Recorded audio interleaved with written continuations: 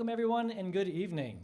Welcome to the Entrepreneurs Hideout. Little twist in the word. Trickster's Hideout's where we're at today. We're entrepreneurs, and we're hiding out here in this cool-ass stage. I told myself I wouldn't swear. I've already messed up. I'm Alan Edwards. I am your host for tonight, and I am excited to have you here, whether you're joining us live. Thanks, guys. Applause. Awesome. Whether you're joining us online on our YouTube channels or catching the replay later. This is where entrepreneurs come to share their journeys, tackle challenges, and collaborate on solutions. This is going to be a very interactive session. And tonight, we have an interactive guest, an incredible interactive guest, and an even more incredible audience, you guys. Yeah, she knows. So let's dive in. So please join me in welcoming our guest entrepreneur for tonight, Liesl Peterson of Liesl Design, Paint and Mural, as well as one of the owners of Trickster's Hideout, the beautiful venue where we're sitting today. Welcome, Liesl. Thank you very much. Now, let's start with the simple stuff about your business. The worst question you get at any business meeting. Your elevator pitch and go. My name is Liesl. I am a muralist. I get to color on the walls for my job. I have almost 30 years of experience in the construction painting industry. I know I don't look that old. I am fast and cost effective at what I do. I can do anything from construction painting all the way to fine finishing, faux finishing, and mural design, concept, and execution. I have a website. It's liesl.ca, L-I-E-S-L, and my social media handle is Painter Liesl. So find me, look me up, look at my pictures. Very cool. So how many agreed that she got the pitch out during the elevator ride? Yeah? All right. Very good. I think you did a great job. Thank you. Phew. Now, let's start off with a fun question, all right? What's the most insane thing a client has ever told you? The house is on fire. All right, you have to elaborate now. I was painting a house in Whistler in Spruce Grove Circle. I have to specify the house because I've actually painted more than one house that had references to fire.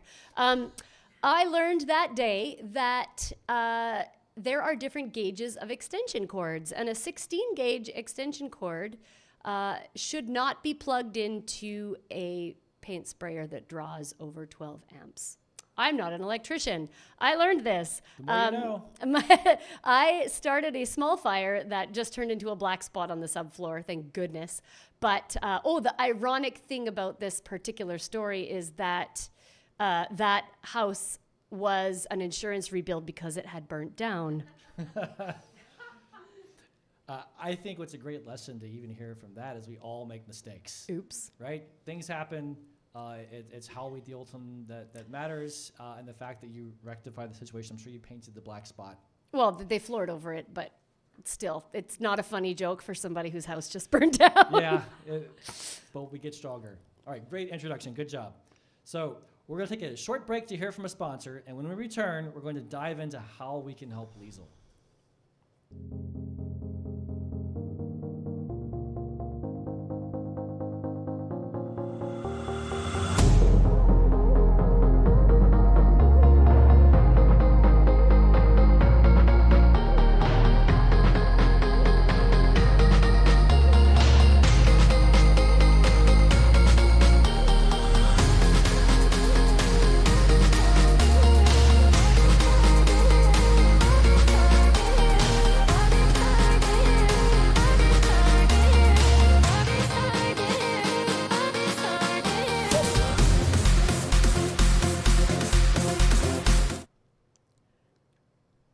Welcome back.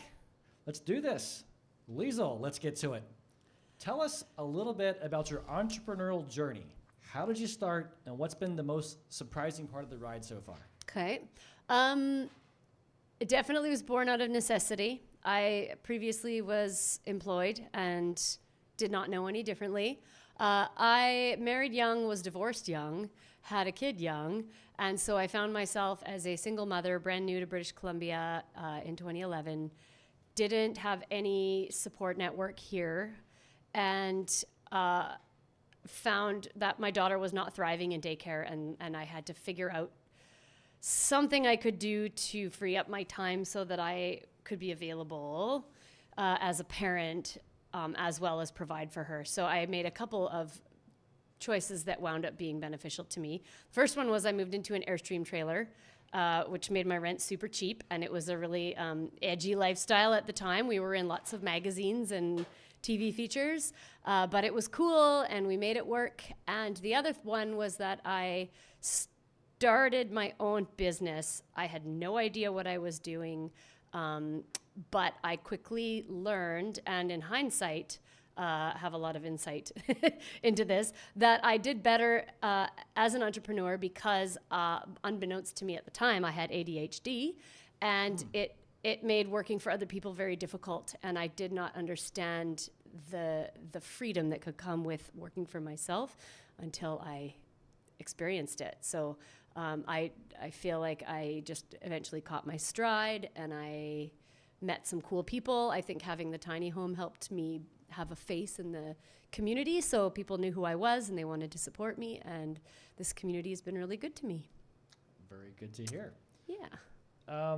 So every entrepreneur faces hurdles, anywhere from starting fires and recently burned down houses, to failures and setbacks and lawsuits and trips and self-confidence, all sorts of issues we face.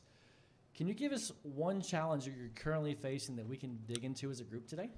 As Squamish grows, I'm scared of / I struggle with marketing myself to people as a painter.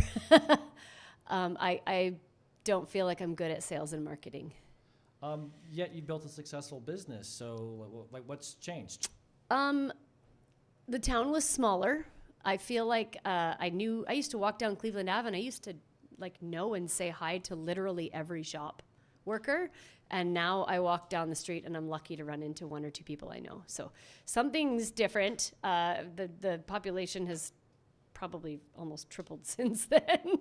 And I don't know if it's just my confidence that's tripping me up, or if I'm lacking some tools or what, but I don't quite understand the concept of marketing. This would be an easy survey from the audience here. Raise your hand if you also could use help in marketing. Yes. Yeah, I find that's... I'm not alone. You're not alone. This is the big one, and I see it every day. Now, for those who don't know, Liesl's also my wife. We live together. So I have some inside intel. Sorry, ladies, he's taken. Most days. Sometimes she's like, go. So I know a little something extra. I don't have to ask this question. I'm just going to jump into it and give you an example. So when you're having a slow day in between jobs, you're like, oh, what am I going to do for work? What do I tell you to do? Oh, you tell me to put on my painty coat and go to the coffee shop. Nice. This is my painty coat, everybody. This is a celebrity coat. It is more famous than I am. And yes, the coffee shop. All right, so it's a form of branding. I suppose, yeah. And how effective is it when you go order a cup of coffee instead of a coffee shop? I could stretch to say that it feels 75% effective to not necessarily getting jobs on that day, but definitely to generating leads and reminding people that I paint. Wow, so that works. Now, you guys, you can't just go to a coffee shop and business is going to fall on your lap. You know, Liesl has done some groundwork to get there, right? You've met people, you've networked, you've schmoozed, and the fact is they already know, like, and trust are the three things you have to make a sale. And what she's adding is that fourth component is she's being seen, right? And that really is part of what marketing is about, is being seen. So going to the coffee shop where your clients hang out because you serve the local market. So you're saying my outrageous fashion sense helps me market my business. Yes, it helps you market your business. How convenient. It worked out well for you, and you found that naturally. So certainly keep doing that, but obviously something is changing as the demographic grows, as people maybe in Squamish get a little more standoffish in line at the grocery store, at the coffee shop. Yeah. Maybe you're so used to being so popular that you aren't trying as hard. Could happen. I think the same thing happens to me. Do you even know who I am? Do you even know? Do you even know? Do you even know who I think I am? So, and that's a great avenue, and I'm glad you shared that. I think it's going to help a lot of people, I feel. Cool. What I would like to share is I like the concept of getting a lot of marketing leads, and I like to make it a marketing superhighway. And highways have lanes that cause the people to go from point A to point B, and I need to create lanes. Building highways is not cheap, and since we're not actually building roads, marketing lanes we can build one at a time. So build one lane, and that one lane's going to be a project. As a matter of fact, this talk show was a project. I wrote the idea down several months ago, and then finally mid-December I was like, oh yeah, it's time. We're going to do this. And next thing you know, I was accidentally investing 40 hours in this project to come to today. However, 40 hours of effort building the lane. And I have to add that I'm an owner of Trickster's Hideout. I own EPI Consulting, doing business consulting like this. And I'm partners with Sarah at MSP Hire for IT recruiting. I'm responsible for the marketing content for all of those.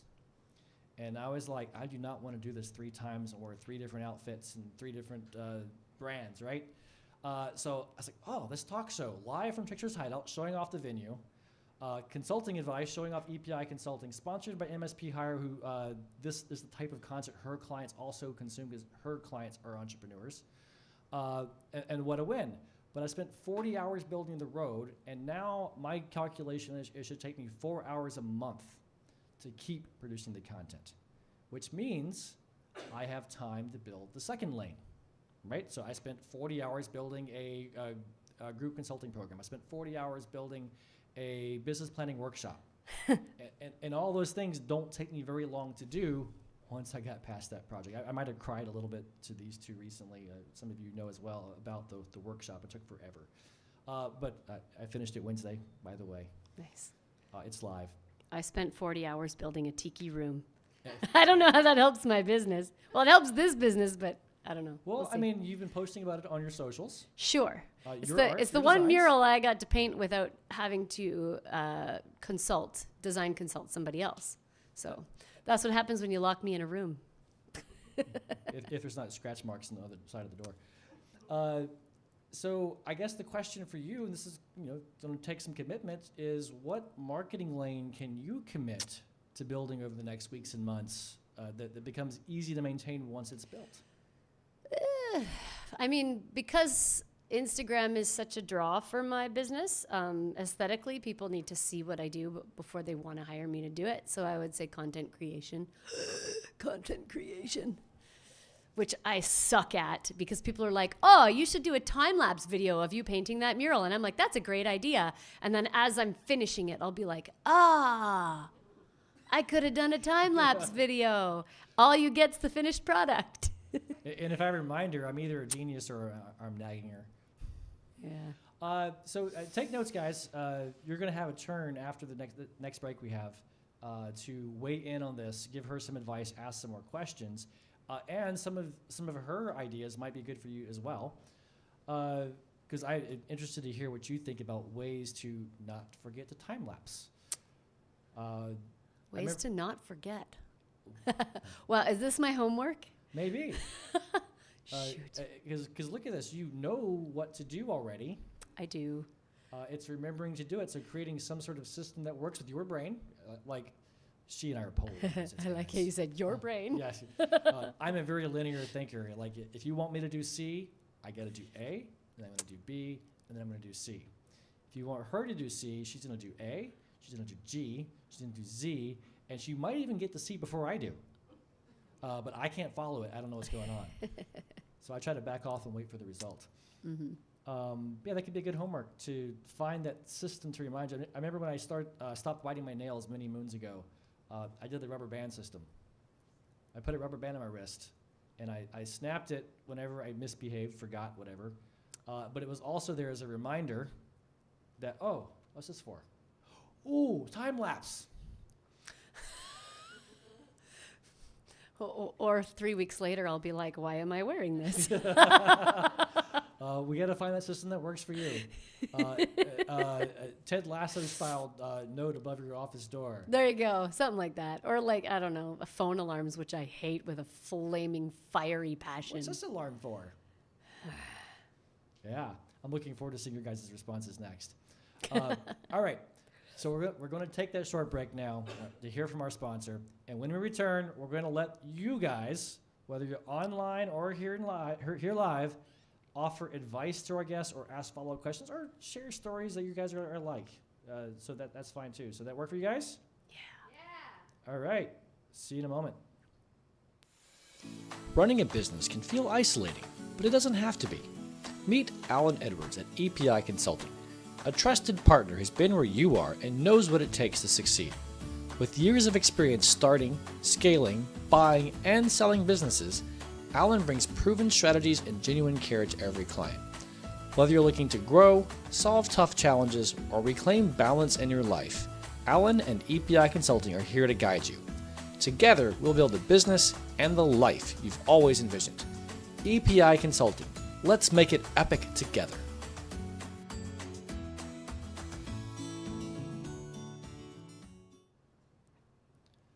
All right, welcome back. Today's producer is Lonnie, and she will be helping us with this next section. Everyone say hello to Lonnie. Hi, Lonnie. Oh, did you get a shot on that too? Awesome. Okay, now that you've met Lonnie, it's your turn, audience. Let's collaborate. What questions, ideas, or insights do you have for Liesl? Our live audience, you guys can walk up to the mic, get in line, raise your hand, whatever you want to do. We have a microphone set up live for you. Ask your question. We'll have a conversation. And if you're watching on the live stream online, put it in the comments, and Lonnie will read it out loud to us to discuss as well. And you can even add more quips and comments after that. So what questions do we have? Sarah, step on up. Uh-oh. Hello. Maybe the price is Hello. right. The price is right.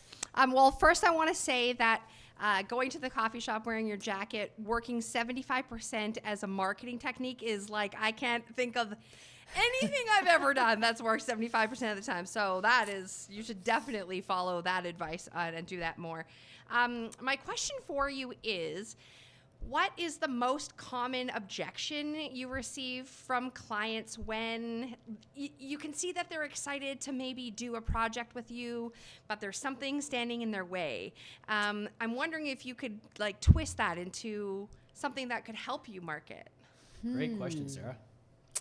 I do feel like I have a lot of, it's usually parents of children who want their room painted, who have some aversion to murals because they think that they can't be painted over.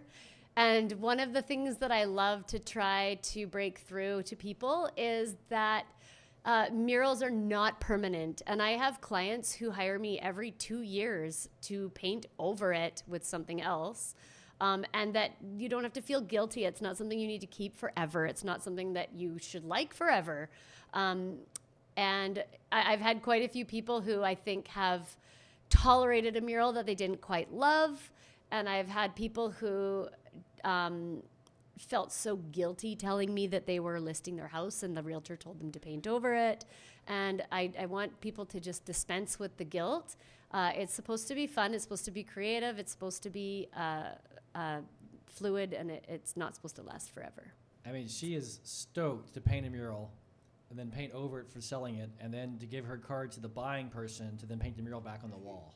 I mean, it's Hey, a great business model. if I get paid twice or 3 times, that's fine with me. I think there's also a misconception related to this question of cost. Yes. That they see it as fine art, and it's amazing art, but you have a style and a technique that allows you to work very fast, so you're in and out of the business quickly. Yep. Business or house. I'm so used to business clients. Which also means it's less expensive to paint over and do it twice. Yeah, people don't quite understand. The reason I dabble mostly in the solid field gradient style murals is that they are almost as fast for me to paint as the room would be a different color. Like I could paint the room white in the same amount of time as I could paint a mural on the wall. And so they're often shocked when they come back 4 hours later and I'm almost done. But yeah. Excellent. I'm curious if anybody has some pointers on her remembering. This is maybe more of a marriage counseling, actually. Does anybody want to give us some ideas? Could you grab the mic, Gina? Thank Ooh. you. Hello. Well, I find usually when you have an aversion to something, it's more meaningful when you actually commit to that aversion. So my question is it possible to find some kind of ringtone, maybe titled time lapse, that you can wake up to every day? What if And the that would be your- ringtone said the word Right. time lapse out loud? I like this idea because I often think about the time lapse, like in the morning when I'm having breakfast. Oh yeah, I should do a time lapse. And that would be the perfect time for me to set the alarm. I like the idea of coming up with a cool ringtone, make it less annoying. Mine used to be like my wake up call was Chop Suey. Do you know that song? Wake up! Sing Yeah. it for us. Wake up! I'm not that gonna one. sing it. So yeah. Yeah. Just some Okay, kind of ringtone that's like amazing. time lapse. Yeah. Okay, I can get behind this. Now, maybe related to that, if your calendar appointments show up, you could set like, oh, I'm doing this gig tomorrow for painting. Let me set a calendar appointment at the same time that says set up time lapse. Yeah. Or maybe both, because For you have 10 to, minutes you have after to I remember get to grab there. the camera. Yes. And that hopefully too. your husband's not using it at Tricksters for a live show.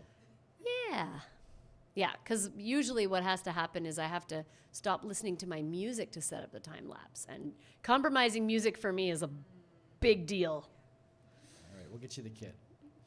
Thank you, Gina. Do we have any online comments yet? All right. Any other questions or feedback for Liesl? Or anybody wants to say that, hi, I'm also ADHD and these things happen to me? Oh, please come to the mic. I'd love to hear it because as far as I know, she's crazy and I'm normal. Well, I believe most people struggle with putting themselves out there in marketing. And one thing I've been struggling with too is that, but I think because I think we struggle because we want it to be perfect. And there's this idea that perfection would sell, but I believe people like the behind the scenes and the messy, the realness of it. So I think accepting that realness, that messiness, probably will help to draw more people in. True. When I talk to my business clients about, usually the conversation is, well, why aren't your action items done? I'm looking at a few of you. Why aren't your action items done? And that word perfect comes to mind. They don't think of it that way, but they're like, oh, I didn't get to it. It was a big project. I didn't have time. And I try to convince them that, did you know you could do this task in 5 minutes? Like, what are you talking about? Well, let's stop and do it right now. And as I walk them through it, because what happens is you see the action item and you're entrepreneurs. You started your own business. You gave up a paycheck to work for free at first. I can't count the number of times I've heard you say perfection is the enemy of progress. It is. But and in this case, we think about the task as so large that the perfect thing that it can be that we decide to not even start. And what I encourage people to do instead is just start. And if your task is well written, typically is like a SMART task. Have you heard of SMART goals? I'll go and spell it out for everybody else. I've heard of fear paralysis. Yeah, that's part of it. SMART goals. Yeah. It's an acronym, SMART. Specific, measurable, attainably high, relevant, and timed. We can go into that forever. But the idea is if your task is so specific, I want you to start the task and try to achieve the minimum passable standard. And that accomplishes two things for you. A, you actually get started, which means I think you'll get finished too.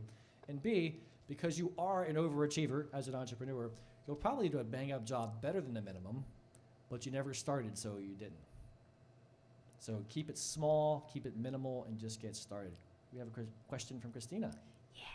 Yeah.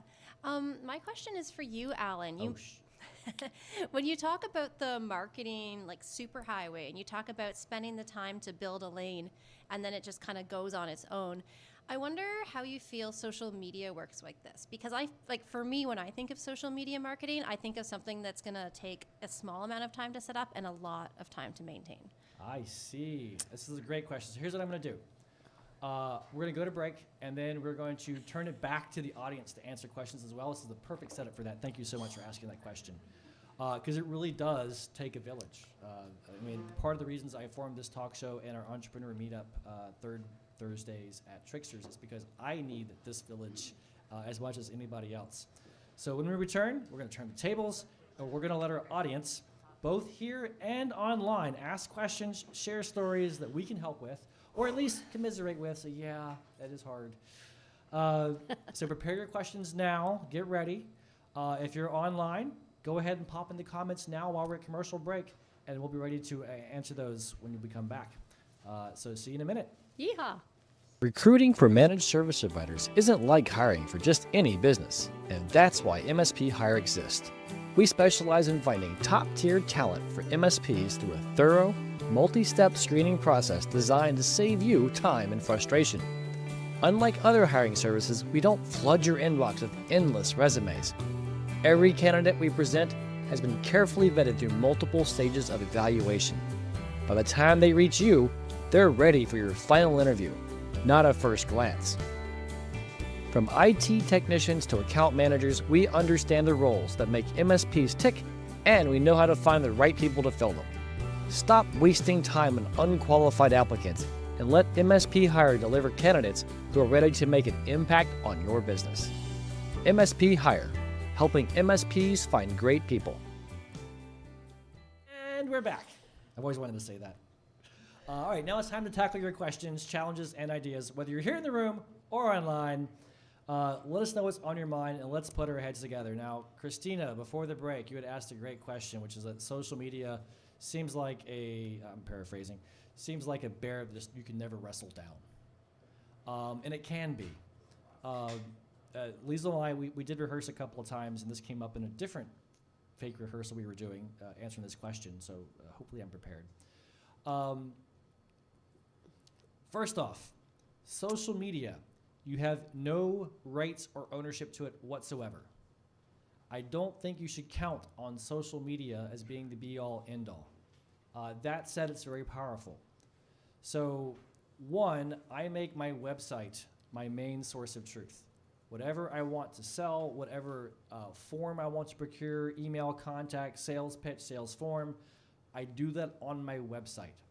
And then I use social media to drive people to my website. If you're building great content, like, again, you do hiking and guiding, another great picturesque thing to post. Instagram's a great one for that. But I would also put that on my website. Just start throwing photos up there in a gallery, start segmenting them into the things that you want, and the posts become easier. And if you're producing longer format content, one, we have short memories. Some people say we're down to goldfish levels of 7 seconds. Awesome. You can repost stuff from the past. They're not going to remember. If you're tracking your stats, how well posts did, you can sort those. And I love going back a full year and going, what were my top 10 posts from last year? And I use those again if they're still relevant or make them relevant. This video, when I do video content, there are AI tools that will automatically cut it and splice it into shorts. That workshop that I'm doing, every time I did a 10 to 12 minute video based on the content, it gave me 5 sentences of highlight reels that were 30 to 60 seconds each. That's a lot of content that was really easy to produce once the hard work was done. But I also encourage you to have a purpose behind your social media. In early days, sure, just get some activity, get some followers. But when you are trying to drive people to your website, either to do a transaction, submit a form, now you have a purpose. It becomes much easier to decide what to write. And when all else fails, use ChatGPT. And a quick note about ChatGPT. Lonnie and I, we didn't actually have this argument, but she said something and I ignored it for a moment. I put something in the ChatGPT because she asked me a question in producing the show. And she's like, I've already done that. And I'm like, putting something in the ChatGPT, it's not done, right? It's what you prompt, how you prompt it. I would be as descriptive as possible with a tool like ChatGPT, where you say, hey, I'm writing a social media post on this platform. I want to drive people to this website. I hope to get this type of conversion from it. And these are the keywords that I think people are looking for when they're doing it. And I want it to be X words long. Spend the time to write the prompt. I know it's a lot of work still, but I find it far easier to describe to somebody, it used to be her, I have ChatGPT now, what I'm trying to achieve, and then it spits back a reasonable answer, and usually it's just wrong enough, I know how to correct it. Kind of like a spouse. You know. Oh, wow. That wasn't a personal joke, that was just a universal truth. Awesome. Universal truth. I do the same thing when I'm facilitating meetings. I'll start writing down notes that I hear a room full of people arguing about. And then they'll all kind of send around like, no, I said this and that. Oh, good, now we're fixed. We can move on now. It's great. Christina, does that help at all? That was a very long, encompassing answer. That was so to long. social media. And I suffer the same exact thing. And I go through fits and starts. And I also have this other problem that I'm curious how many of you have. I have at least 10 different social circles on social media, right? And I assume that when I post something that's really for one of them, I'm offending the other 9. And I don't always know how to rectify that. Right? If I tell somebody I went skiing, then I think my business clients think I'm goofing off or making too much money. If I tell people I'm doing business, my family's like, yeah, but how are you doing? If I tell somebody I'm enjoying a beer, then my grandmother's going to roll over, in her lazy boy chair watching the news. So I have that paralysis as well. TMI. All right. Other questions? There is no kind of. There only is. Kind of related. I had 3 things pop through. Hi, everybody. I'm Colleen. Pleasure to Colleen. be here. Thank you, Erin. Just popping back, if we just drive backwards before the social media question, if Great. that's okay. Okay, we'll Absolutely. give you some content. This was just channeling through. You know how you're sort of a funny thing here? You're trying to remind yourself to do a time-lapse video. Yes. Okay. And we were speaking about authenticity, being ourselves, and to try to work through that, to choose to work through that. That's why I'm speaking here, all my thoughts. What if you did a video of you to yourself, talking a selfie video into the camera to remind yourself of this potential consideration of a time lapse. Talk kindly to your heart, and then you can flash that to yourself, and you can even post it on your social media. Say, hey guys, remind me. I'd love to be able to share my art in a sequence of events, but I keep forgetting to do the time lapse. And sometimes to make a content out of it. I love the idea. It scares me a little bit. I like it. You're on film right now. Vulnerability is good. Yes. We'll cut this piece out, zoom in on your face, and I thrive on stage in some aspects, but this one's a little more awkward for sure. Making videos to myself, to my future self, it could be fun, but it could also be awkward. But awkward is good. So authenticity. We're all brand. We're all awkward, and we're all stretching ourselves. Yeah, I mean, for look sure. what you're doing today is amazing. My husband is like the champion of awkward. He's wonderful. If I can't be it, I cause it. He thrives off of Was it. that part 1 of 3? That was a going back in time, Okay. and the continuation of the social media content and the making your website that which you own, your main source. I'm going through lots of transitions with in-person work to online program work, and my website's been around for a long time, and really look forward to it transitioning into a new direction as well. But my question is, in terms of social media, how do you make a decision? So an extension of what you just shared with us. How do you make a decision where to show up or how many platforms to have? Yes, I hear you. There are AI tools, but you're talking to the non-tech girl, right? Who anything around that, she has to learn each thing or farm it out, right? So I'm just saying in general, how would you make a decision based on your business or based on your life, based on what you're most drawn to? Like some platforms I find easier to work with, or maybe I'm more drawn to it. Maybe I'm more video, less writing. I don't care for writing as much, but I can speak it through. Okay. So any suggestions? That's a wide open question. I wish Mateo was here. He was my fitness trainer for a while. It's just like gym exercise. Which exercise is best for me? It's the one that you do. So if you're not comfortable with anything but Facebook, use Facebook. Now, in the case of when I was talking to Sarah, was it a year and a half ago? I was like, you need to post to Reddit. And she was like, that sounds dumb. I don't like Reddit. I don't want to use Reddit. I am paraphrasing and I'm making this theatrical for stage, and she's in the audience and she'll call me out on it. But the idea was, there's so many places to post, why that one? And in our case, we had data, right? I had done this before.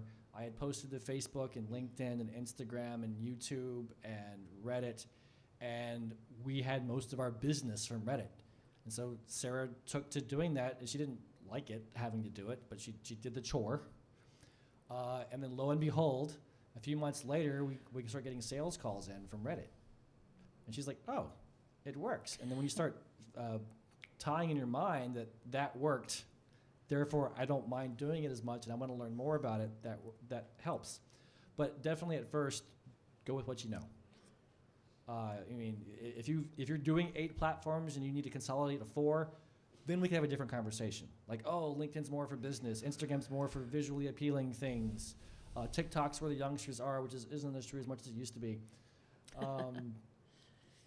What do you think, Liesl? You like social media. What do I think? What would you recommend? I love what you just said about whatever you're comfortable with, do it. If videos are your jam and people relate to you through video content, that's the way to do it, absolutely. Especially in healing arts and as an intuitive, people want to look into your eyes and kind of see your countenance and relate to you that way. And that word authenticity you used is a very powerful word in marketing and sales, and not just social media. The more you are yourself, the better you will do. I've been told, I hate being about self. I have been told I'm really good at authenticity, that I come off natural, and so people who have a need tend to buy from me because if they have the need, they trust me, even if I just met them an hour ago. Don't know why that is. Maybe it's how I met Liesl. I don't know. I mean, her kid invited me to the movie the next day, not her. I mean, then again, if they're under 6 or over 60, they love me. It's true. Sorry about your luck. So I'm use what you fine. know. If you already have some systems going, you can use some data or get some advice on what to cut back on. Because time is money, right? And time is energy if you're not into money. And you can only do so much. Why do I do videos? I chose this platform. I hate talking to a camera. Hate it. Hence, here you all are. I can make eye contact. I can glance at the camera. Hi, sorry, online folks. I'm better in person. That's what they said on Tinder, too. Oh, you're better than your profile photo. And that was awkward. So be authentic. Where was I going with this? I totally made an offhand comment. Awkward and authentic. Yeah, authentic. Yeah. Just Done. be you. I do this type of content because I know I'm better in person. So now I can deliver this to you live. I don't have to talk to a camera. I don't have to practice as much because I'm good at this. I'm not good at talking to a camera, so I don't do that as often. Interaction. Yes, Yeah. interaction, reading the room. Part of my intuitive self is seeing facial expressions and knowing what to say next or not to say next, and proceeding the wrong way anyway sometimes. Anything else to add? Nope. What he said. Any other questions or comments? All right, Armin. Glad I ran into you last night and got you here. Yeah, thank you for doing this. I think it's great. I have a comment that's going to will turn into a question. So one of the areas I've had success with is services that will post in multiple areas so that you can do one action and have impact in multiple areas. And also functions that I enjoyed using services that allowed me to schedule. So I could sit and do social media posts and maybe come up with a month of twice a week posts and have them scheduled and know that that's happening. And that takes some of the burden off, I need to do something today, which is often what that social media interaction can feel like, I find. Have you, so I liked that, and I usually use those for things that are sort of maybe consistent branding rather than a specific call to Right. to action, like there's a sale or an event or whatever, and then it allowed me to still some space to do. I could go above that, but it set a baseline that I knew that I could deliver. Have you used any services like that, or any strategies to ensure that you have that consistency that we all sort of intuitively know is important on social media? So that scheduling function is what I'm curious about. So little known fact, I actually started and ran a social media company for a time. A couple of years before I decided that my original industry of IT, business consulting, was way more profitable. I use those tools religiously, and these days I hate those tools for a couple of reasons. One, most social media platforms now deprioritize those types of posts. There's been a lot of abuse, and so when they have an API call, which is the type of technology they use to connect to it in bulk with these scheduling apps, so that they tend to not perform as well, and many times they lock down some of the most powerful actions you can do. For example, most of them won't let you tag people in an automated post. Those tools like Hootsuite, Sprout Social I've used, Falcon IO, there's tons out there. So it felt like I was doing it for the sake of doing it, and I was having a really hard time finding my ROI. Or maybe I'm lazy. You guys can decide. In my newer ventures, what I've taken to doing instead is committing to a very minimal posting schedule. Maybe for my business, that's once a month, depending on my audience's appetite for content. Maybe it's once a week, and I'm trying to make it real, authentic content instead, especially if I can collaborate. Because especially all my businesses are relatively new these days. I'm trying to grow my audience. So like even the show, when I was promoting it, Trickster's Hideout posted about the show, right? And then I personally shared it, and I tagged my business EPI Consulting, and then I had EPI Consulting share that, and I tagged, thanks to our sponsor MSP Hire. And then MSP Hire posted it and tagged some other folks to grow and cross-pollinate that. And you cannot schedule that. I take that back. You cannot automate that. I believe if you do it in the platform itself, you can use the scheduling feature to do those things. So if you have an idea ahead of time, great, use that. And I am not the normal thinker here in these ways. Like, best time to post. When you post. When you're feeling motivated to post, I'd rather get it out there than game the system. Now, if you're doing all this authentic stuff and it's going well and you have more time to spend on gaming the algorithm and trying to get your post up there and get more eyeballs, go for it. But I feel like it's a law of diminishing returns. Do you guys know what the algorithm's trying to do? The algorithm is trying to find authentic content to deliver to people who want it. But because people keep gaming it, they have to keep changing the algorithm to try to find that authentic content to mean what it actually says. And it's just a tug of war, just like people writing viruses and antivirus. It is always that tug of war. They're always one step ahead, and there's everybody trying to exploit it. So I think if you stick to your authentic self, have a limited minimum commitment schedule of how many posts you want to do, how often for your audience, I think you'll get pretty far ahead. Wow. Why'd they have to go and make things so complicated? Because Avril Lavigne said so. Later I'm going to play this back and it's like, is that the right artist? Did I get the right song? It is. Do I have fact checkers in the audience? Any other questions or comments? Thank you again, Armin, for that one. Actually, did I answer the question? It was more like instigating a conversation on, so yes. Oh, what a politician. Instigator. Yeah, short personal story. I almost remember it to the day. I think I was 10, and I was riding in my mom's car, as a 10-year-old does, through Fort Stewart, and there was these giant water treatment plants. And they were open-topped, and there was this thing stirring around. And my mom looks at me and goes, this is what you are. And I'm thinking, there is shit in there. And she's like, an instigator, a stirrer of shit. Yep. And I'm like, oh.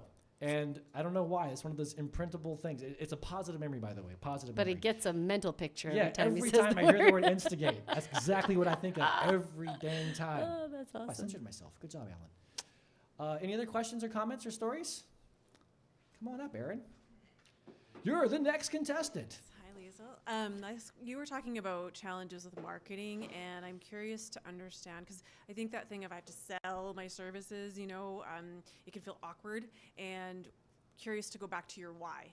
Like, why is it that you paint? What is it that you offer? Kind of the why factor. Maybe that would help you Yeah. drive into the.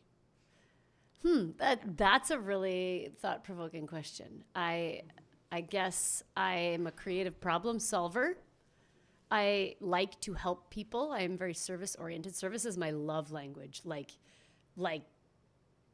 99% service, my love language, and everything else is sharing the other 1%.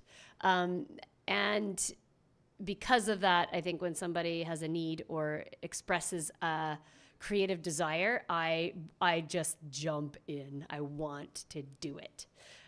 So, yeah, that's a good point, to acknowledge my why and make sure that I am igniting my passion before I do the laborious work of marketing.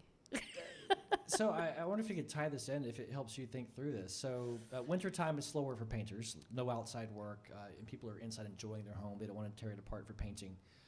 So she had a couple of days between jobs this week, and she designed the entire tiki room in the back of Trickster's. No one asked her to.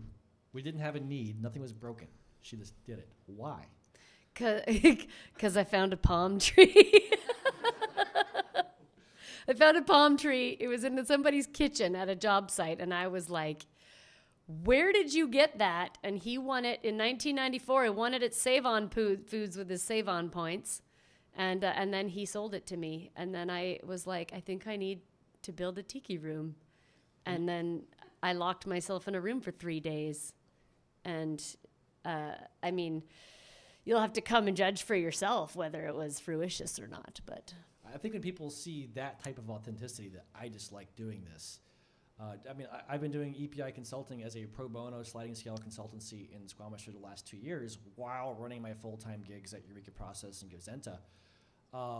And now that I'm not doing that full-time, this is my job, but this is what I love to do, and that's what has to shine through. You're not selling. You're educating, you're solving problems. In fact, here's a trick question every business consultant's ever asked me. You can call this out loud, answer the question, and see how many words we get. What is the purpose of all business? to fill a need. Well, you cheated. How many of you were going to say money? Just me? I mean, I know better now, but the first time I had a business consultant, he was like, how many of you? And I was like, money. And all of us. That's why we do this. I can do it better. I can make more money. The man's not getting their cut. But Liesl's right. She's heard me consult a few times. If money didn't exist, we'd still have needs and Yeah. need to help each other. So And the purpose of all Yeah. business is to fill a need. And if you're going to do that, you're going to do it well, authentically, because you're passionate about it. You found your why. Money will be the byproduct, just because it's necessary for our society to change hands to show value. Easy peasy. Yeah. Any other questions, comments, stories to share?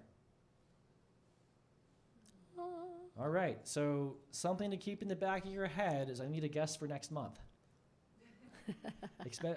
I'm not ready for online guests yet. Maybe we'll get there one day and have that segment as well. yeah. Let's see, what's next on my script? All right, I'm supposed to say, that was great. Thank you all for sharing. We're going to do one final word from a sponsor, and then we'll be right back.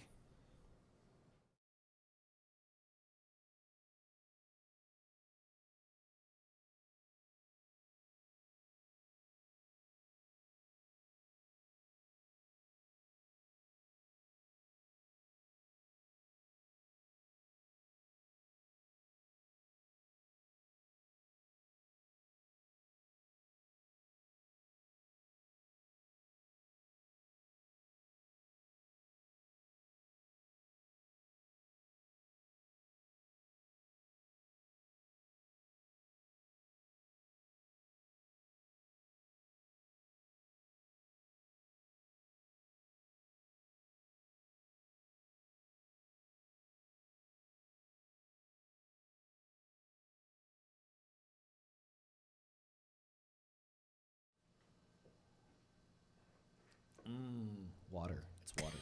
It's not vodka. We're at a bar. Thank you all for being part of tonight's episode of the Entrepreneurs Hideout. I hope you like the name. I love productive criticism. So if you have something to help me improve, I'm glad to hear it in person, written on a napkin and shoved somewhere in a corner when I find it later. Post your comments online. That would all be great. I'm glad to have it. This is our first time, and I'm sure we can get better. We've had some amazing insights, powerful collaboration, and plenty of fun, at least some laughs. Thank you all so much for participating. A big thank you to our guest, Liesl Peterson. Give it up. Thank you. Our incredible live audience, clap for yourselves.